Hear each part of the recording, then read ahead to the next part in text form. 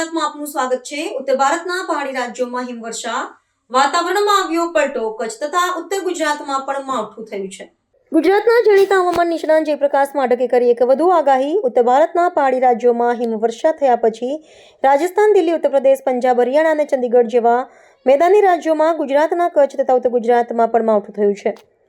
જ્યોતિષના શાસ્ત્રી જયપ્રકાશ માઢકના જણાવ્યા પ્રમાણે મકર રાશિમાં 4 ગ્રહો ભેગા થઈ જવાને લીધે આ વેસ્ટર્ન ડિસ્ટર્બન્સ આવ્યો હતો, જેના આધારે ઉત્તરમાં હિમવર્ષા થતા દેશના વિવિધ ભાગોમાં માવઠું થયું હતું। હજુ પણ એક જ રાશિમાં 4 તેમજ 5 ગ્રહો ભેગા થવાને લીધે આગામી વર્ષા ઋતુ પહેલા વધુ કેટલાક WD તેમજ દેશમાં કમોસમી વરસાદ થવાની ઉપરાંત પૃથ્વી રક્તરંજિત થવાની પણ શક્યતા રહે છે। મેં વર્ષના પ્રારંભે જ અખબારોમાં આગાહી કરેલી કે ભાઈ આ નવા વર્ષ 2026માં એક જ રાશિમાં 4 અને 5 ગ્રહો ભેગા થવાની ઘટના વારંવાર બનવાની છે, જેને ચતુર્ગ્રહી યોગ અને પંચગ્રહી યોગ કહેવામાં આવે છે। તો એને કારણે પૃથ્વી રક્તભીની થશે અને જળભીની થશે।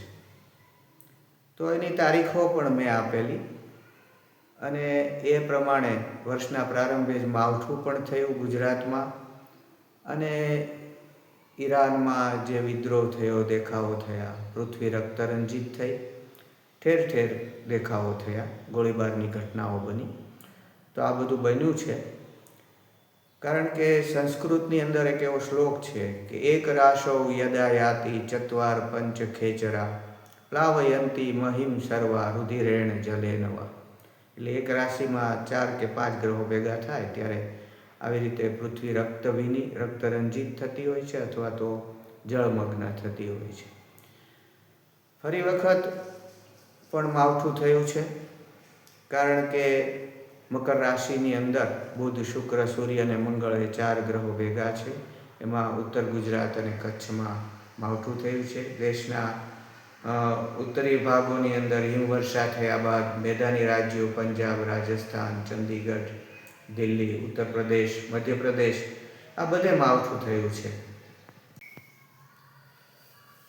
નજીકની વાત કરીએ તો આગામી 26 જાન્યુઆરીથી 28 જાન્યુઆરી વચ્ચે ફરી એક વખત એક WD એટલે કે વેસ્ટર્ન ડિસ્ટર્બન્સ ઉત્તર ભારતના પહાડી ભાગોમાં આવશે અને ફેબ્રુઆરીના પ્રારંભમાં પણ એક નવું વેસ્ટર્ન ડિસ્ટર્બન્સ આવશે। એ પછી 4 અને 5 ગ્રહો ભેગા થવાની વાત કરીએ તો તારીખ 12/2/26 થી 23/2/26 એમાં કુંભ રાશિમાં 4 ગ્રહો ભેગા થશે અને 23/2/26 થી 1 માર્ચ સુધી કુંભ રાશિની અંદર 5 ગ્રહો ભેગા થશે અને માર્ચ મહિનાની વાત કરીએ તો 1/3 થી 14/3 કુંભ રાશિમાં 4 ગ્રહો ભેગા થશે અને 18/3 થી 20/3 મીન રાશિમાં 4 ગ્રહો ભેગા થશે। આમ આગળ ઉપર હજુ પણ મેં જે પેલા શ્લોકમાં વાત કરી એમ હજુ કેટલાક વધુ વેસ્ટર્ન ડિસ્ટર્બન્સ આવી શકે છે, કમોસમી વરસાદ થઈ શકે છે। આ તારીખો બરાબર તમે યાદ રાખજો અને એની અંદર પૃથ્વી પણ દુનિયામાં ક્યાંક રક્તરંજિત બની શકે છે।